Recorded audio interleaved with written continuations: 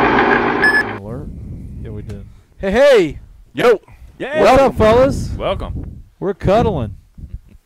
Got 4 of us in the house. Speaking of 4 of us, we just added big time edition here. Yeah, yeah, big announcement, man. New edition. We're drinking beers every Wednesday, baby. Nice. Hey. Yes, sir. Thanks, guys. We Dude, you're no longer the replacement. Nope. we officially have brought the big man. We brought the Captain Tom James Brady Beard. of fishing. He is going to be a permanent addition to the Tom show. Brady We're of happy fishing. to Yeah, have him. baby. I'll take it. He, Drafted in the 6th round. My boy's going Hall of Fame. I'll take it. So we're excited. Welcome. This is now your home, brother. You got, Awesome, man. you Glad to got- be a part of it. Yeah, man. Officially, he's part of the show. We were supposed to talk to him after the show, but I don't like surprises. I used to peek at my Christmas gifts, Christmas Eve. So Still guess does. what? I'm excited. So anyway, well, guys, we're going to talk a little fishing tonight, kind of like we always do. Yeah. We're going to give you kind of lay out the show a little bit here. we got a lot of stuff to talk about. Yeah, we got a lot. So I'm going to kind of lay it out on the line, and we're going to do some fishing reports. We're going to talk about some local events that we've got coming up, boat shows, tournaments. Let's recap LunkerCon too. Cool event. LunkerCon was a really cool event. Yeah, Jason man. and That I was and fun. James got to go out. Rick was Out of town. at Lil Creek How's it, Little in Creek? Georgia. Little Creek. But it was a good event. You know, hats off to those Maybe guys. they'll take it and up there next year. Had a lot of cool new guys in the Yeah. industry and rubbed shoulders with some guys that we hadn't seen in a while. So we appreciate those guys putting on an event like that for our local fishing community. And hopefully down the road, maybe we can all team up and make it even better. So Yeah.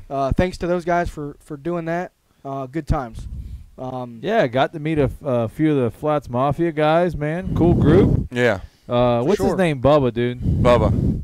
That dude's hilarious. That's hilarious. I'm serious. Hey, like, I was talking to him here a while back. He tried the milk challenge. did he? Yeah. I mean, he might be the fishing version of what's the dude that on Facebook? He's not.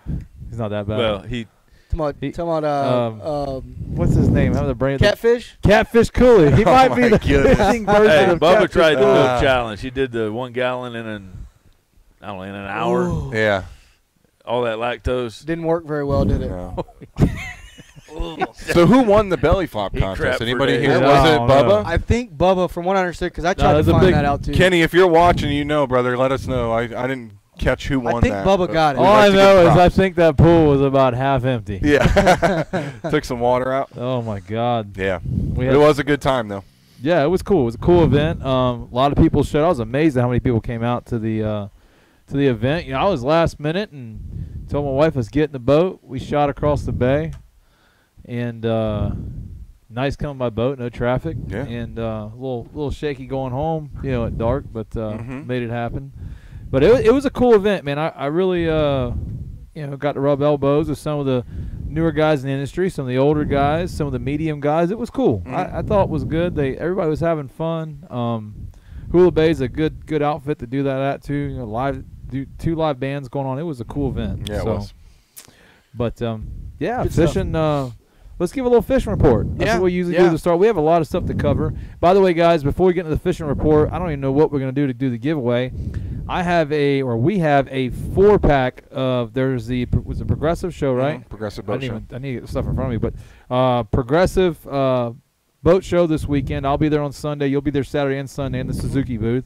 I'll be in the family boating booth on Sunday, but I've got a 4-pack of tickets to the winner of, I don't know what our question is. We've got to figure out a come question. up with something. And the winner will get a 4-pack of tickets. And I'm also going to post a code for all the people tuning into the show. You get a discount to get in. There's a code they gave me. I got to try to do that while we're doing the show. But we're going to get the code up there.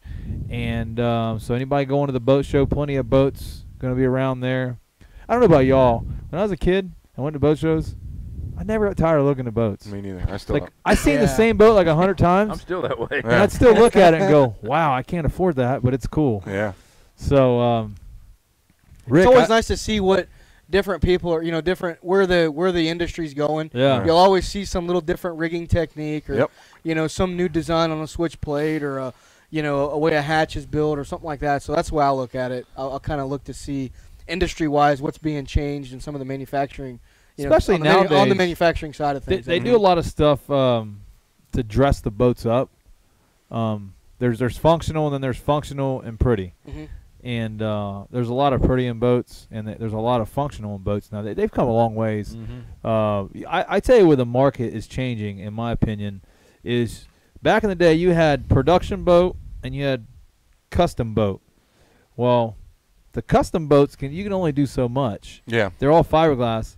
To me, them production boats have closed that gap big time. Definitely. And you look at the wiring in a production boat versus 10 years ago, and there's It's a lot better. Oh, there's no comparison. So they've really closed the gap. The production guys have really stepped it up as far as, a custom boat always had easy access to stuff. Yeah. Your bilge bilge, access, pump access. And I tell you, all the production companies have really stepped it up. They've really taken feedback over the years and really stepped it up. So, anyways, we'll get you some free tickets to somebody out there. We got to figure out we'll come up with a question here in a bit, but let's do fishing reports. Start down there and work this way. Cool, man. Well, most of my fishing continues to be Upper Bay. I think we talked about I like to get up there after tarpon season kind of comes to a close. Snapper and mackerel starts to wind down for me a little bit, and I get up there and do my thing. And it's encouraging what we're seeing for sure. In the past, week and a half or so since the last time I was on the show, there's been no shortage of big snow. Not all of them are willing to eat, but they're just everywhere. They're starting to get on the flats, still in some of their deeper haunts around bridges, around some of those rocks around the bridges. But the other encouraging thing is that our redfish numbers up there, they're starting to congregate. They're not fully there, but they are starting to congregate. So that's exciting to see. And bait is plentiful up in that area. We noticed that the day we went up there. It was just starting to really pot up. It's in some areas that I even saw it in areas when you and I went together that I didn't see it as much last year. So definitely a good sign. So, that's one thing I'd stress right now is I get a lot of people between seeing them at the boat ramp, seeing them in the store, wherever that might be, asking, hey, where's the good bait? Where's the good bait? I mean, it's no secret. It's on the flats. Save your time on the markers. You can skip that. Go right past them. Go right to your favorite flat and start chumming. You'll get white bait for sure. But, I'm starting to lean towards more live bait and less cut bait in the last 3 weeks or so. In fact, all of our big snook that I've had on trips have come off of decent size live greenback. So, that's what I'm doing, filling the well with those. And I think you'll see that trend increase, too, as the water temps drop. That's what I always tell everybody is from a seasonal perspective, fish don't see it like we do. They don't watch the colors change in the leaves. They don't watch, the snowbirds starting to come down. It's a temperature and moon phase, tidal driven thing for them that they make their transitions in their feeding habits, feeding patterns, and areas that they're going to, inhabit. So I think you're going to see an increase in that, and we will too, just in general throughout the bay as we approach the colder months. And it's still a pretty good ways away, but we're definitely going that. We're over the hump. We're over the hump. Yeah, it's hot. Yeah, there's still some summertime pattern fish around, but in general, we're over that peak and we're starting to cruise it was around cooler to the last 2 cooler days. temps. It was definitely cooler the last 2 days on the water. Yeah. Strong east winds. East winds are helping us with the red tide issue. Yeah, definitely. We need strong east winds and we need a lot of rain. The rain cools that water too, and Sure. I think that's a big part for me. What Is I was water noticed that temp?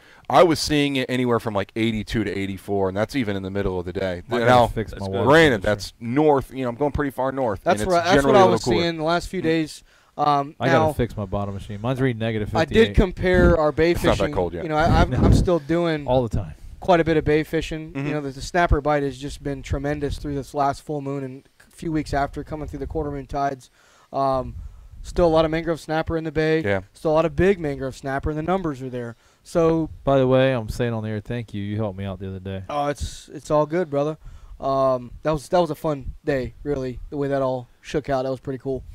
But Yeah, minus the black boat. yeah, Mhm. taking what you've got, and it's no secret. You talk about bait on the flats. Mhm. In our area, we've got a lot of small bait, and when I say a lot, I mean Fine. a lot Yeah. of small bait. And so yes, you can pick and choose, and you can rodeo some bait and get on those smaller pods.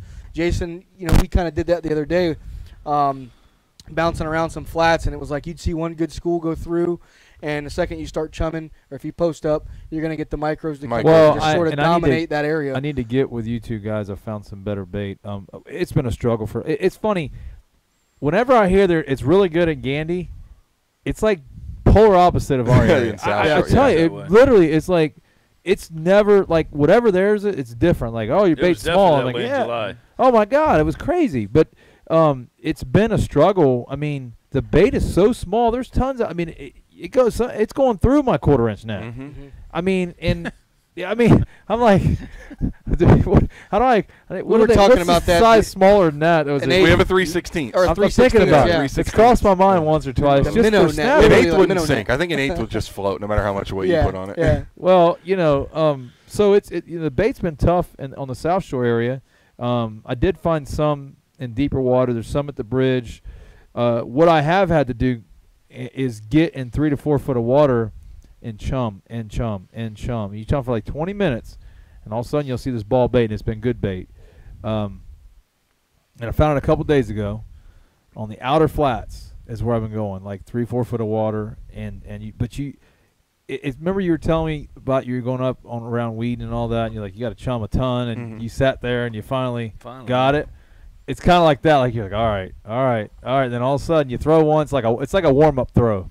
I don't know if the bait knows you're there. Then all of a sudden you start getting. I don't know, but it's been work. Fishing. Prospect throw. Yeah, Prospecting exactly. throw. See if you still got it.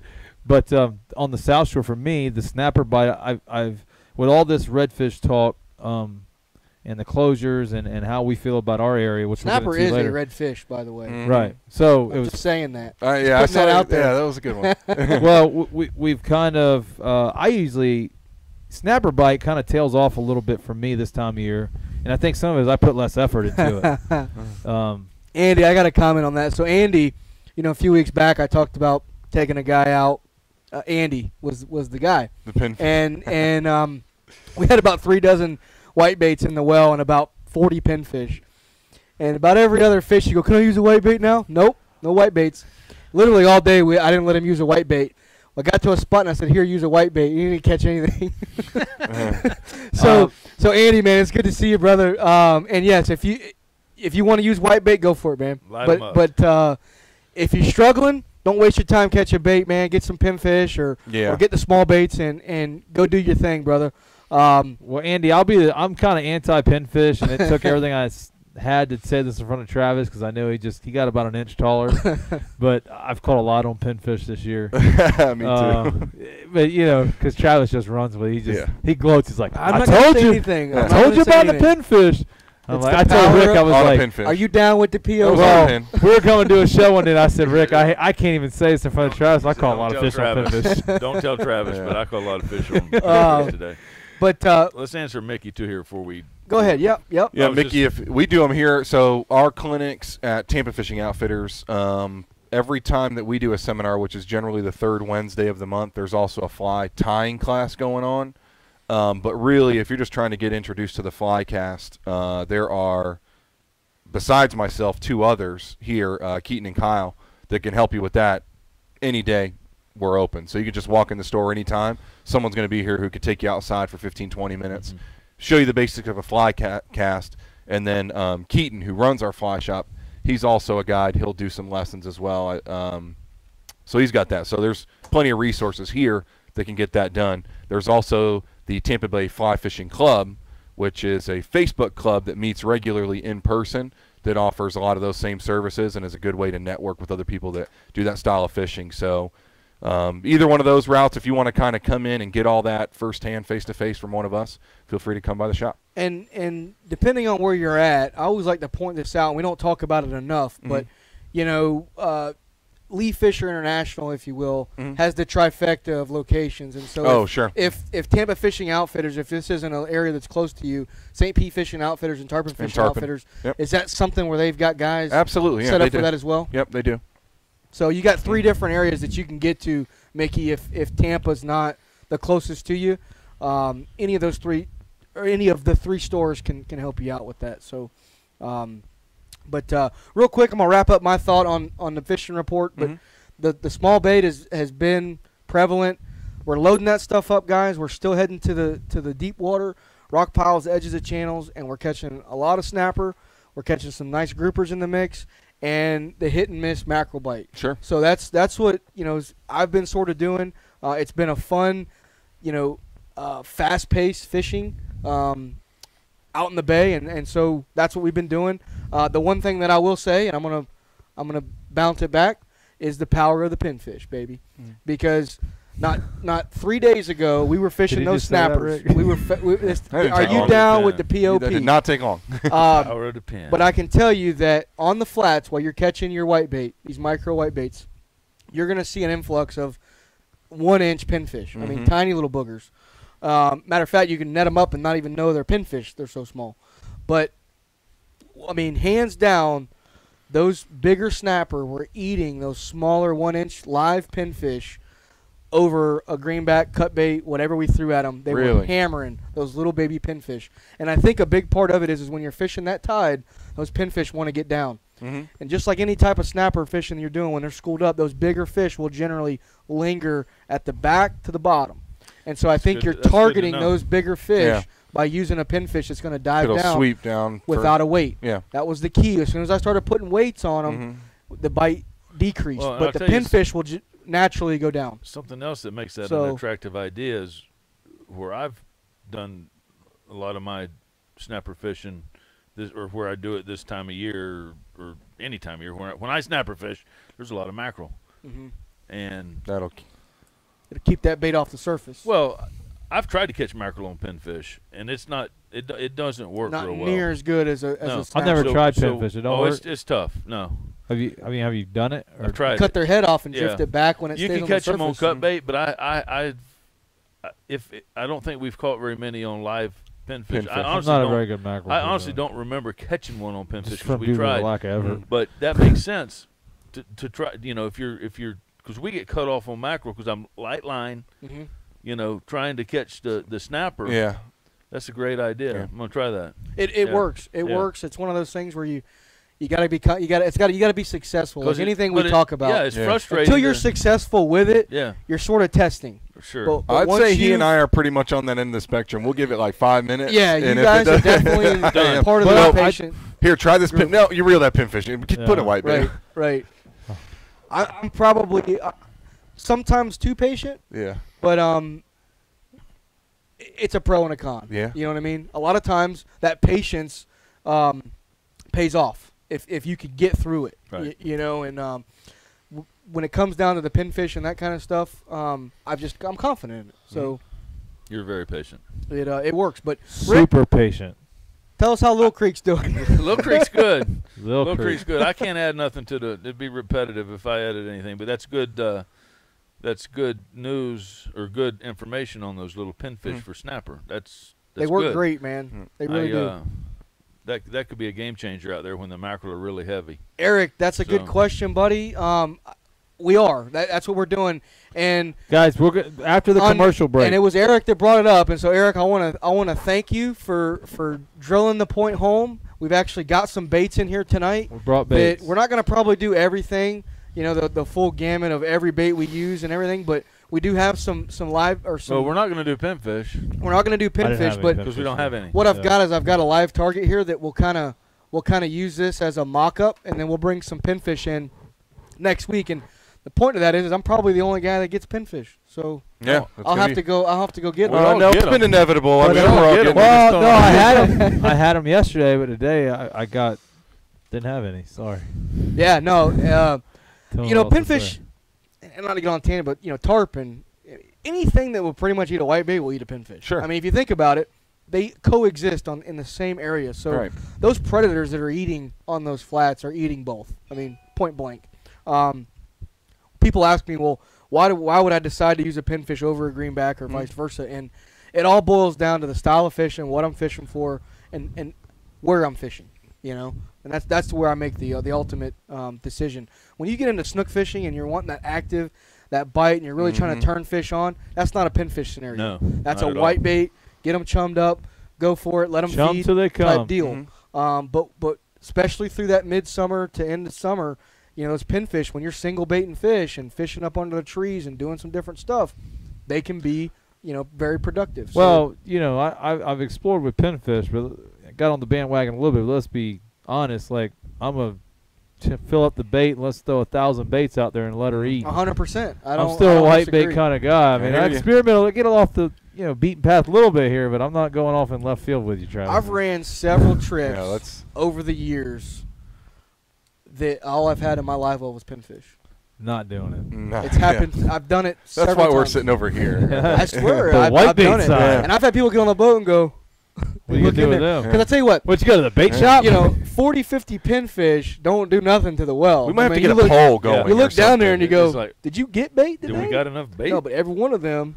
Rick said, I got 26. I think we can do it. Now, Rick's on that. Rick's done 25. I did it with 25. Yeah, 25. I've had to do that. Hey, 16 pinfish and 9 greenbacks. I ran a charter. Yeah. Hey, let her eat, baby. They probably all stayed alive all day. If you counted each one of your baits, you know you did not have a line. Yeah, you did not have enough. Line. Hey, and we caught fish. We caught a trout on every white bait. We went 9 for 9 on the trout. And we caught a couple redfish on cut pins. Yeah. And we did most of the day. Well, if you're cutting the pin, so you double the day. I can only imagine your mood that morning when you're like, I got 25 baits. I was stoked. Yeah, I bet. I bet you were very excited. I was. Thank goodness it was one of my regulars that knows that normally the well's packed. So, yeah. All right, boys. I think Travis is giving me the finger. Are we going to go to break? Give me the finger, man. Well, guys, we're going to take a little break and pay a few bills. And when we get back, we got some cool stuff to talk about. We're going to talk about some tournaments and upcoming events. Yeah. And then after that, we're going to be doing some rig and bait. So, guys, stay tight. We'll be right back. Hear the words from the sponsors.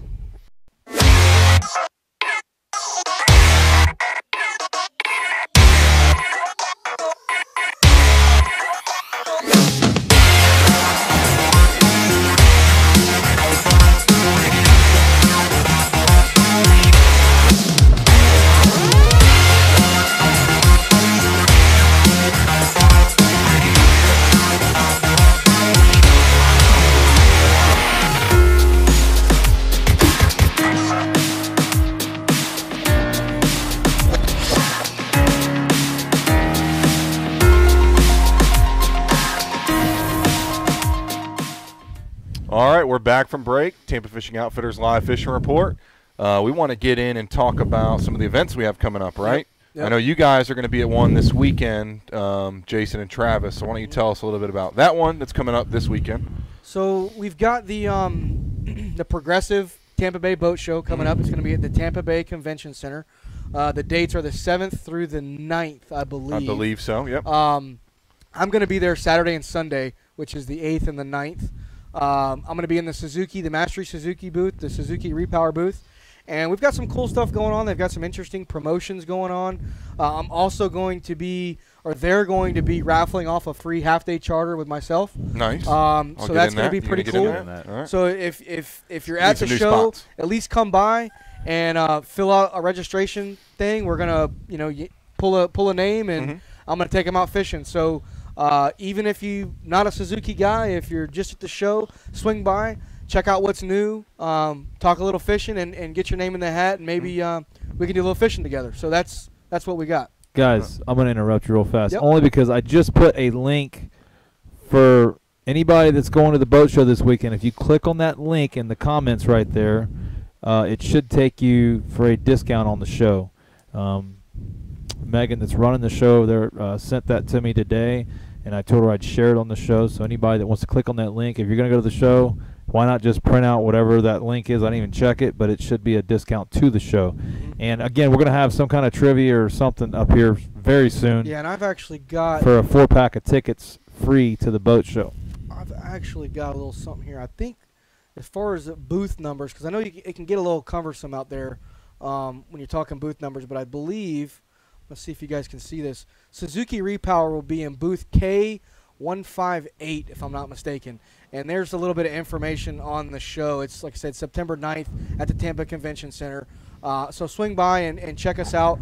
I know Jason's going to be over at the family boating booth, so and we'll probably be walking around together at some point too. So if you see us, come by and say what's up. Let's talk a little fishing. Yeah, and ticket booth.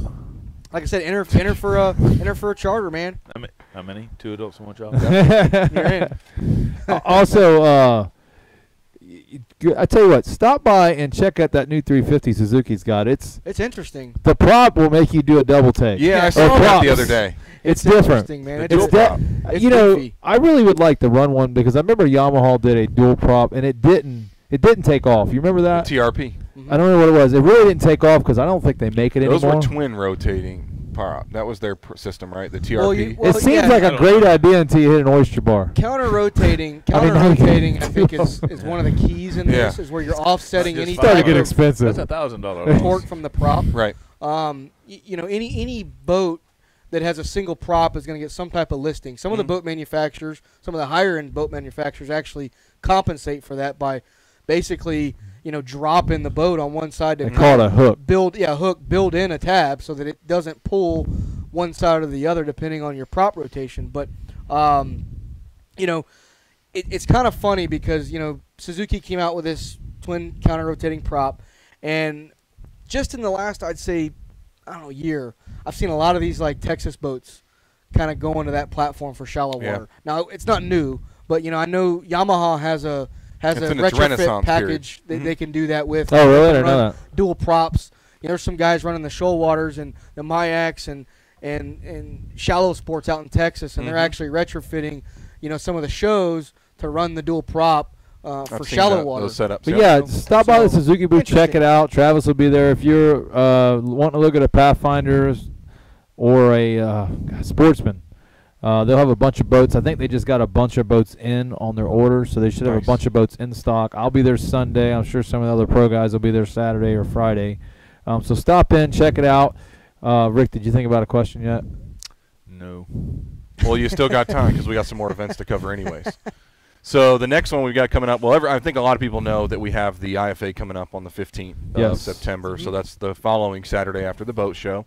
Which, before you, and not to interrupt you, James, but, to clear the mud on some of that stuff, the culling permit is only valid in Hillsborough and Pinellas County. Right. I want to point that out because I know we have a lot of folks that fish the Sarasota area, and unfortunately, I want to put it out there, you're going to have to find some fish in Tampa Bay. Yep. Don't get – I hate to see – and the reason I say that is I don't want to see a good guy go across there, catch quality fish, do their homework, and then come back and get DQ'd under that rule. So, keep that in mind. Cool.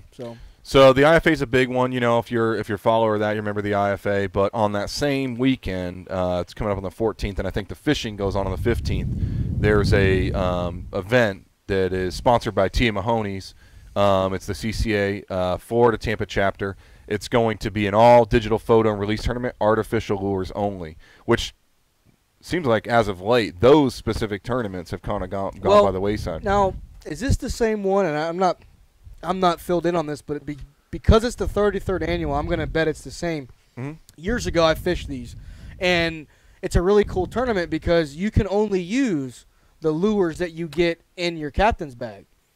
I don't know if that's still a rule that's I remember applied, that. Huh. but That's you had the to way be a it member of used to be. CCA. Yeah. I do remember those, And every yeah. and the captain's meeting, they give They you a give you brown a paper handful, bag, yep. and that's what you had to use to fish the tournament. So that was kind of cool. So I don't know if that's the case, but I know it's artificial lures only. It doesn't say that in here, but you can get a lot more details by giving the shop a call here, getting with Team Mahoney's, or logging on the CCA website.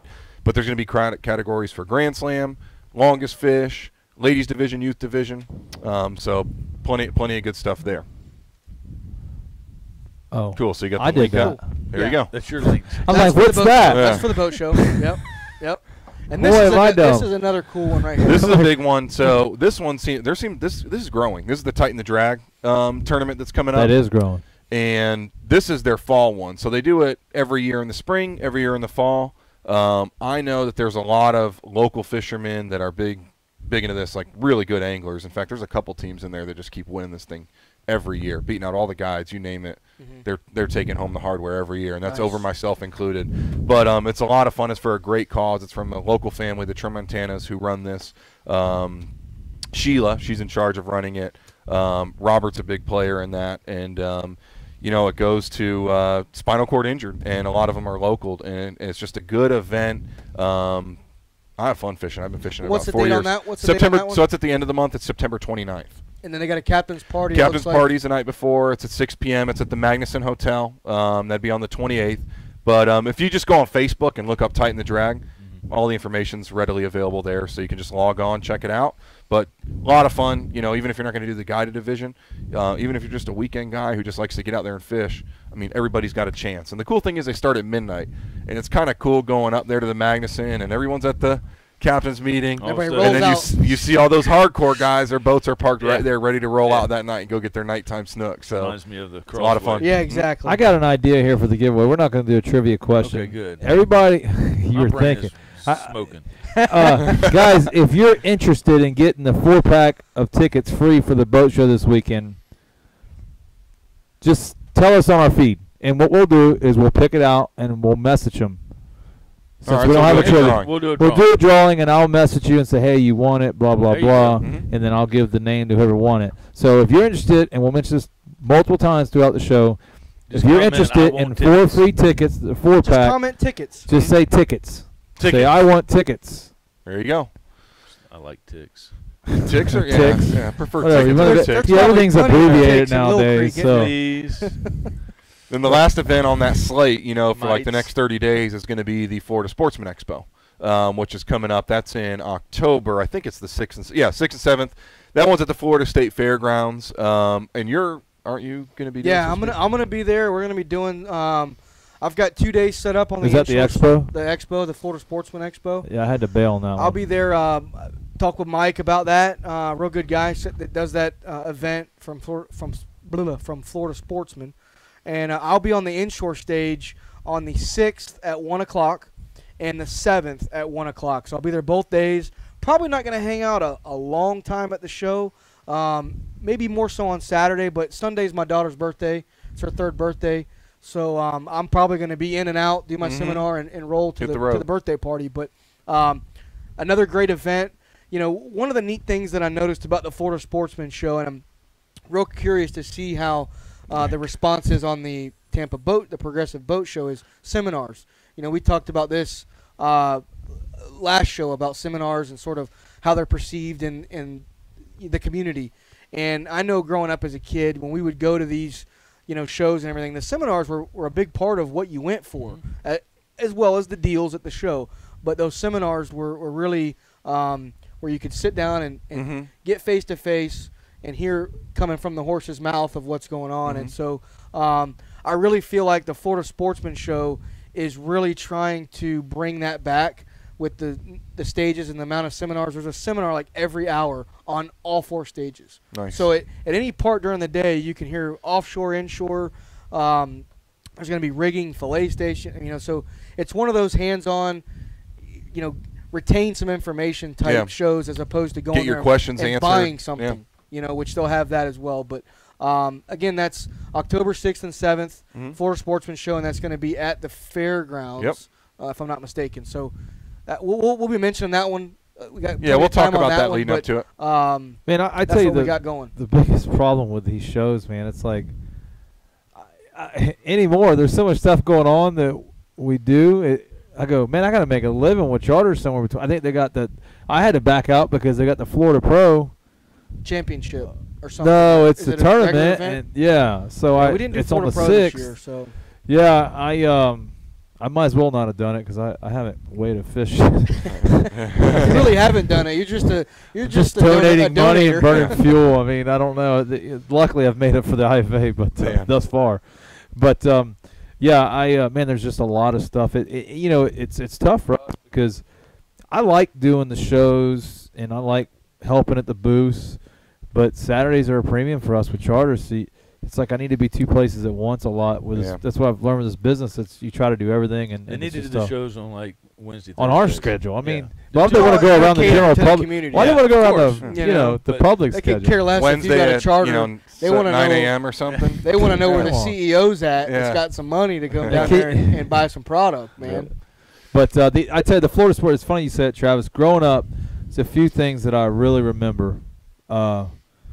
Florida Sportsman Show, and what was neat about that show was I remember when I was a kid, or not a kid, teenager, whatever. They have done it for a long time, but you go in there and they had the flats boat set up with the water, and they had the mangroves, and they always had quality speakers there, and you would learn so much.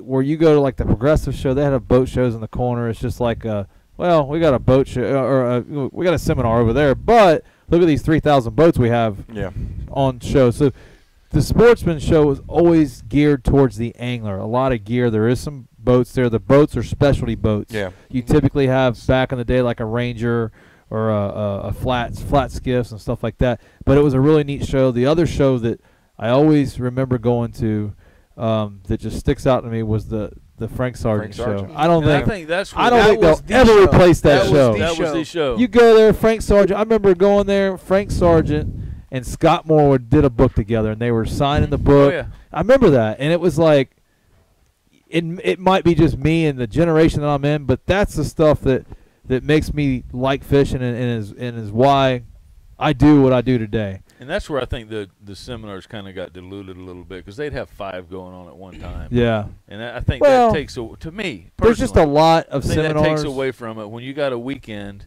and you got 50 seminars going on, But if you take advantage of that as an angler, think of the amount of stuff you can get on one weekend. I mean, you could bounce from stage to stage, and you could learn much. But it's a lot. But if you take advantage of that, you'll learn so much. I get what you're saying. It dilutes the.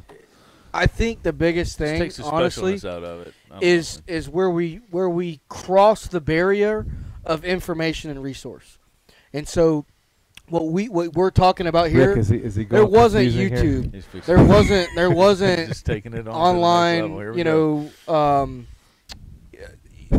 Courses or not courses, Exactly. but things where you could go in and guys like this show, perfect example.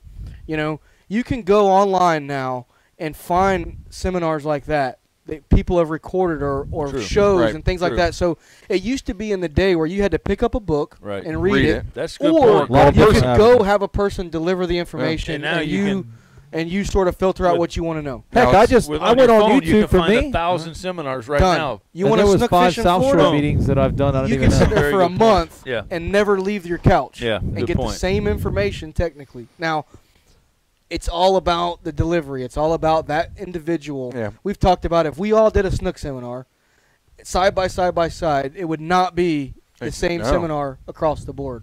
Generally, yes, but each individual person is going to have a different thing that's important to them that they deliver. Well, here's what that's I'll say about that's why I say they still attending an event now, though. And I see what you're saying. I agree with you. It's always a click away.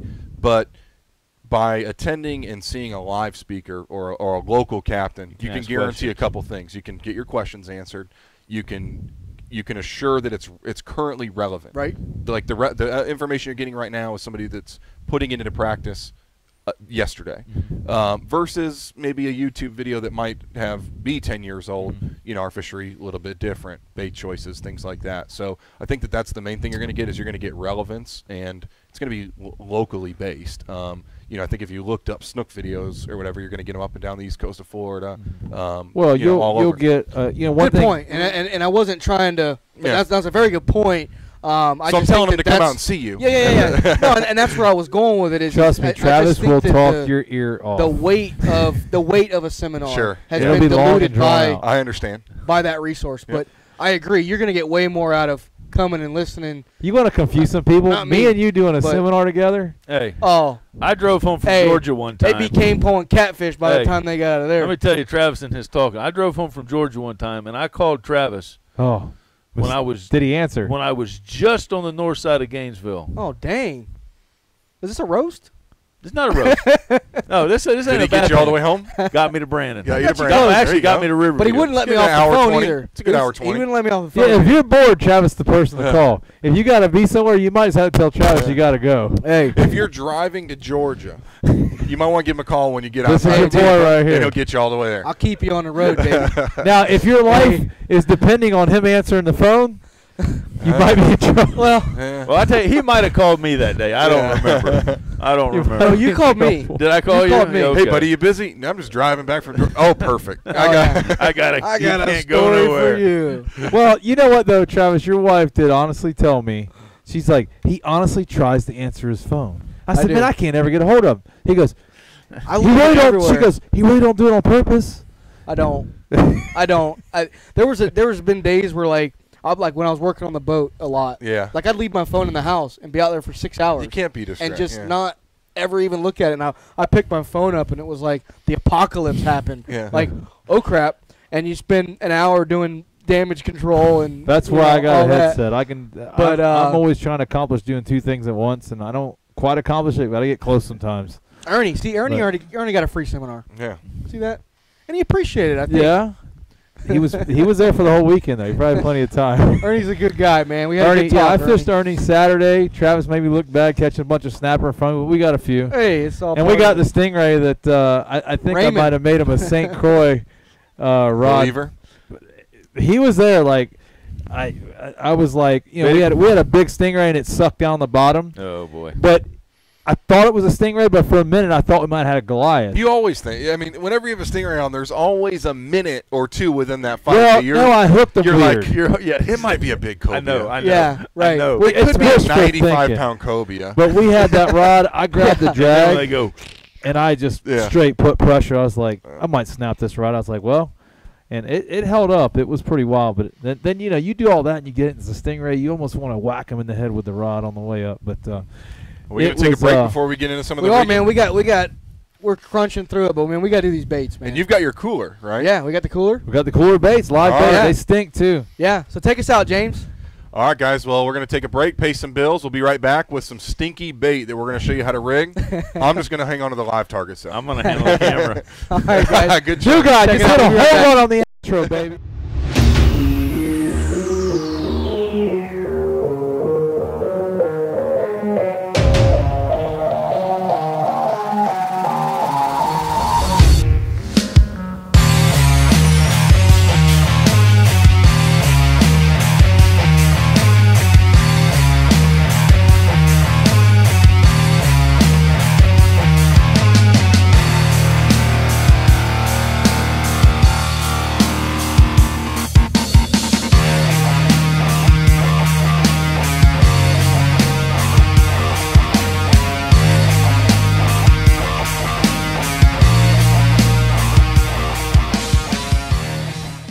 I can't. Look at this! Look at this! Hey! All right, guys, we are back with a, as promised, stinky cooler. Give me a shot of the cooler real quick. What we got? Tail hooks. You do tail hook. I'll do it. We have some nice.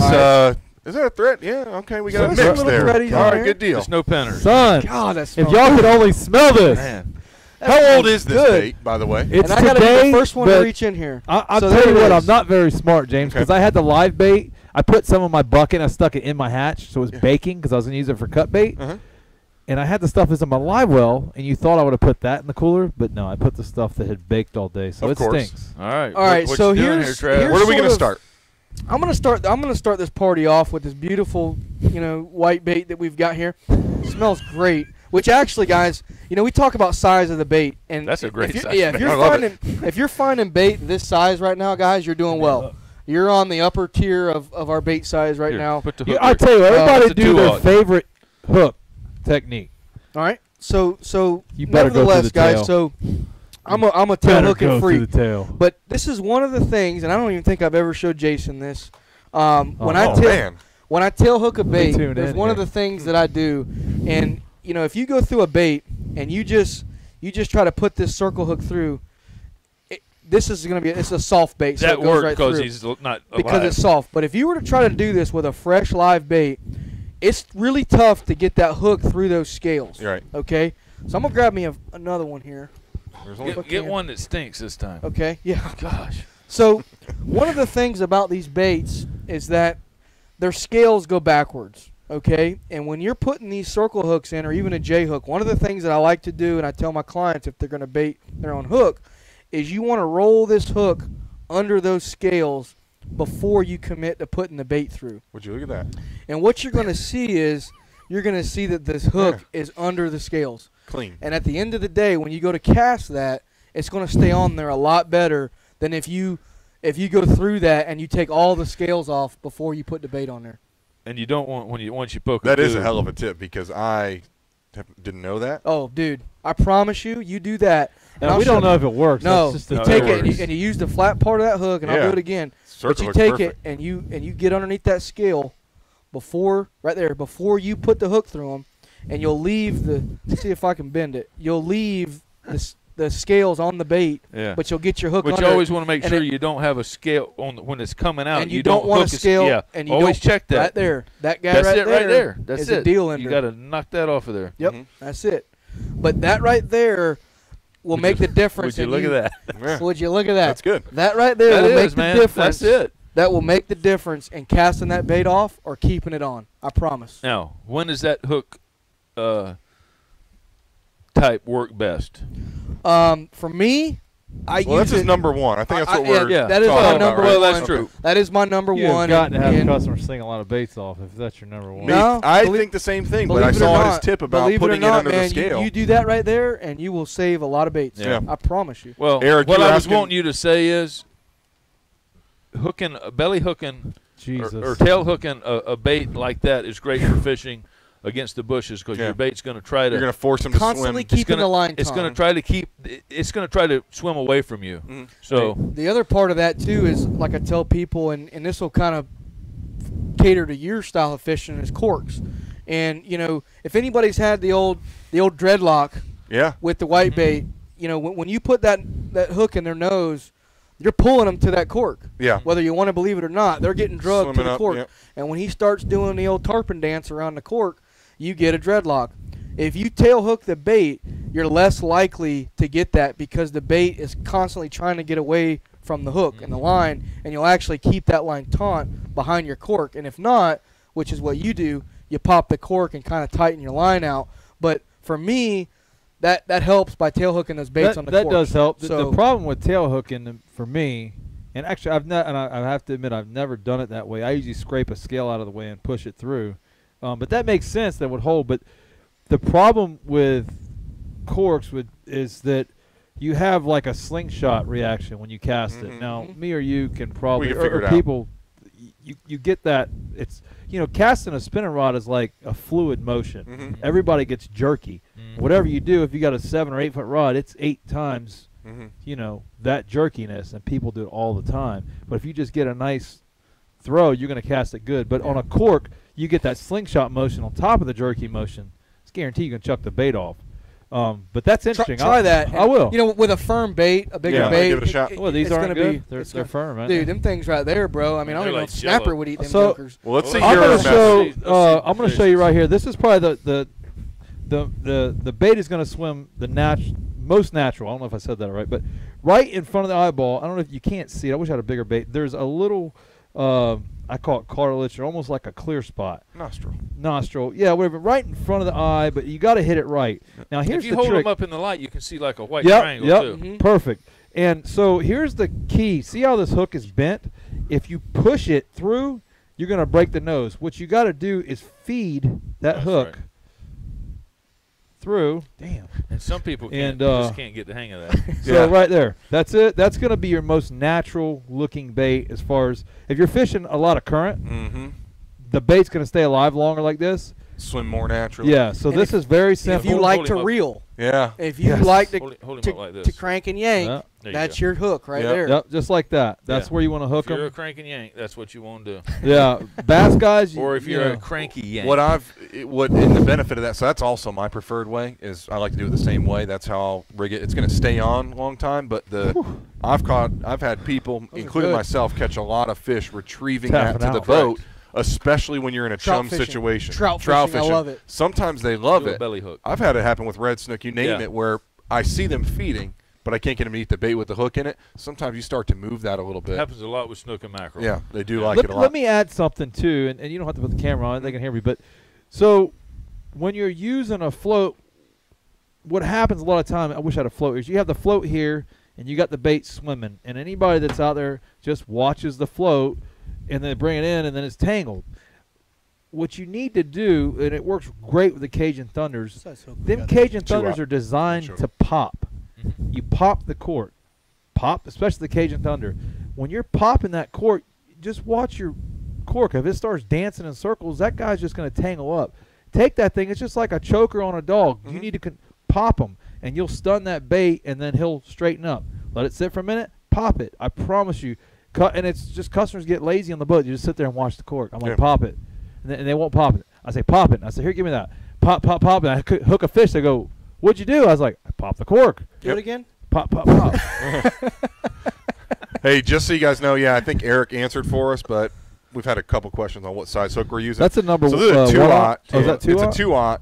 It's an inline circle, which is kind of like that Mutu style that owner does, I actually like these hooks a lot. I use the Daiichi. It looks like a wide gap, almost identical. So wide it's like gap circle. Yeah, I think owner came out with it, and it's the Mutu is their style. But yeah, I mean, Jason, I like to hook my bait just like you do, through the nostril, keep it swimming clean, keep a lot of the grass off it, especially in a heavy current. It'll swim more naturally. The second choice for me is to I usually call it the armpit to people, but it's this spot right behind this, pec fin right here, that if you just get that circle hook in there, and it stays on really well. And it goes through so nice. But it has enough meat in there to keep it on there. Where I'll use that is a lot of times thrown under trees. I'll do it a lot pothole fishing. But when I'm in a redfish situation or something where there's a lot of mud bottom, and I want that bait to stay in contact and flick up mud, I'll use that almost exclusively. Well, and baits, in my experience, is baits hooked like that really flash a lot more than those hooks. And they go down. Especially when you pull them. Yeah. You can pull them and create that flash too. You get a lot of it's good when the water's staying because you can get a little bit of flash. When visibility's down, it just helps a little bit. And then and even in clear water, put that up there because you can see them flash just so sometimes. Those guys can see right where that's at. That pec fin is right there. Well, once you hook a couple, you'll know. But it'll go right there. You hit like a 2-0. I said 1-0. And we were talking about this, I think last show or the show before, and one of the things we talked about was getting the bait down. There's an air bladder in these pilchards. Anybody that squeezed one, you'll hear that little tss, tss. And when you put that hook behind that pec fin, you puncture that. And so any kind of flotation, any kind of buoyancy that fish would naturally have, you take it away from them. Now, I'm not saying they're not going to swim to the surface, but when you pop that air bladder, that's like a lot of times when you squeeze the baits and they go down, that's why. And so you're crippling them to where they're so for me, like coming up when we get into say December through February, we've got shallow water, clear water, and we're snook fishing. And the one thing that comes with that is the birds from the north. The terns and the seagulls are absolutely crazy that time of year. And if you're fishing in 2 foot of water and you're fishing on the surface with live bait, good luck catching a fish. I mean, they're going to come right in. They're going to get it before you. So that's one of the tips that we'll use during that time. But it's the same hook. It's just kind of a different word of caution reason. with that bait, that style of bait versus the one that Jason showed, and probably versus the one that you showed, is you're going to feel the bait tick, tick, tick, a lot more. Tick, I usually have to tell clients that beforehand who aren't experienced in feeling what a fish is like to eat. to the point where if you get a big bait on, you hook them like that, I mean, you're going to think you're getting thumped. Right. And you have to be patient because you want to keep it still. So just one thing versus hooking it through the nostril, you're going to see that bait swim naturally. You're going to feel very little from it. Whereas the opposite is hooking it under that armpit. I want to do one thing because we've been talking about doing this for a while, and one of the things that is going to come up, and because we have legitimate white baits in here, I wanted to talk about it, and that goes into cutting the tail. People always ask me, clip the tail, what does that mean? Bite the tail, however you want to do it. And one of the things that I sort of do on my charters, now this is this is a greenback that we were just using, but a lot of guys will just cut this, just cut it, right? You're going to kill that bait pretty quick.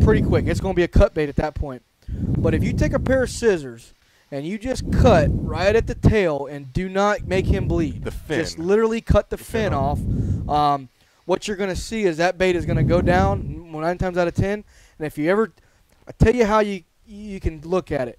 Cut one of the tails and just throw it over the side of your boat when you're on a shallow flat and watch what that bait does. They go to the bottom and they do circles. They literally just do a circle because they can't get a lot of momentum. And so like fishing the bushes, when you want to keep the bait in the strike zone, that's one way to do it, is to cut his rudder off. And you can You'll kind of still get away that with that vibration. Is it the but rudder the or the bait prop? Can't swim. Just cut the whole it's lower unit. It's a rudder when you cut the lower unit. It's the lower unit. All right, it's the lower unit. But that's all good information. And the little stuff, honestly, guys, with fishing is what matters. I'm not a big fin cutter. I've tried it with pinfish more than greenbacks. I'll try to just hook the baits to control where they go, but it does work. Sometimes you want them to stay by. When you're fishing areas that you want the bait to stay in that particular area, you're trying to do stuff to keep it there, which is tough when you want a live bait. So little stuff like that's going to matter, but it is the little stuff is going to make fishing better. So yeah, and each scenario is different, and that's why I think sometimes people will ask a question and say, "Well, in this, that may be for that particular instance only." Yeah. You take and move me 100 yards, and I may do something completely different with a different bait, and different bait. And so part of this is, guys, and I know a lot of you guys have followed us and watched us for a long time, is don't take any one thing as the golden rule. Right. But add it to your tackle bag. Add it to that time when you're sitting there and you can't get nothing to bite, and you've got all these different little things that you can try. And what you're going to find is we're right. That one day when you tail hook a bait over nose hooking a bait, or nose hook a bait over tail hooking a bait, that can make the difference. That can make the difference in catching more fish that day. In that this is something, if you're a weekend angler and you only get a fish once a week or every other week or whatever, and I do this when I haven't been on the water for several days, when I get to that first spot, every rod goes out different. Different bait, different style hook. And different way of hooking it. Different way of hooking it. And I always, one hit won't change it. 2 hits won't change it. If I get 3 hits on one and not on the other, guess what? That a boy, Ryan. We're moving over. We're going. Got him dialed in. That's the pattern that's going to work today, and that's what we're going to do. Yep. Guys, don't forget 4-pack of tickets for the Progressive Boat Show we're giving away. All you got to do is say, I'm interested in tickets on the feed here, and then we'll message the person. Yeah, we'll put them all in a hat. We'll do it. Yeah, we'll kind of pick it out of the hat, and we'll message somebody probably tonight. We got a meeting after. Seattle, man, that's some right, reach Derek, right there, thanks, bro. Man. Derek, spread the word, guys. Other thing I want to say is, guys out there watching our show, if you think our show is good, spread it to your feed. Spread it to whatever groups you're involved. We try to spread it throughout the groups. We get limited because some groups are so strict on what they allow. Yeah. Which is kind of sad in my opinion, but it is what it is. If you want to share us to some groups or share us to your feed, if you think it's good information or interesting information for people that spread it. Spread it. Kirk's the man. I like Kirk. Kirk, glad you got to teach me a couple things on the on this engine deal, and then we'll hey, Mickey Courtney, you asked a question about fly fishing earlier. We gave you some tips here in the store. One of our local guides who's I think's top notch is Dustin Pack. He's a fly guide.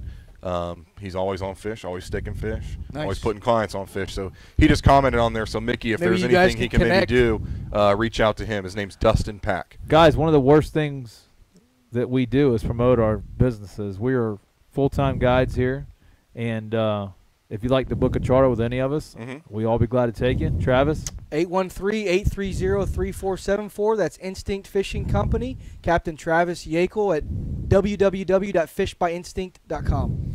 SteadyActionFishingCharters.com. 813-727-9890. Local Knowledge Fishing Adventures, Captain James Beers. It's 813-625-2067 or localknowledgefishing.com. Real Simple Fishing Adventures, 813-601-2900. We're the adventures. I like the adventures, man. They're the charters. Charters, yeah. If you're looking for an adventure, you know who to go. Yeah. Well, guys, we've got a lot of exciting stuff going forward. Like I said, we do want to, invite Captain James. He's now a permanent seat on the show. Heck yeah. He's a fixture now. Fixture? Staple? We want to show him our support. We're happy to have him. He's going to be a great asset to the show. And when we leave here, we're actually going to go have a meeting, and we're going to talk about making the show a little bit better. So with that being said, if there's anything that you guys out there that watch us that you want to know, you've got a topic, Please email us, call us, Please put a tell comment us. out there. This is for you guys. This is something that we're passionate about, fishing and in our industry, and we want to bring you what you want to hear. So if there's anything out there we can do, put together, let us know. And in the meantime, we're going to keep bringing it. You guys told me it was like a big paycheck. I didn't know we were just doing it for. Yeah, big No, I'm paycheck. kidding. Tomorrow. Big paycheck. You get paid tomorrow. But we each get $1. Yeah. well, per guys, who got the keyboard Oh, I to do. shut her down? Yeah, I do. I didn't want to So get any James, bait just roll juice. right up there to the little satellite, and we'll sign it out of here, guys. Like I said, Boom. we appreciate you spending an hour with us, and always a good time. We've fried We this look show forward to enough. seeing you Yeah, same we fried place, same time next week. Next week, guys. In the meantime, catch them up in tight lines. See ya.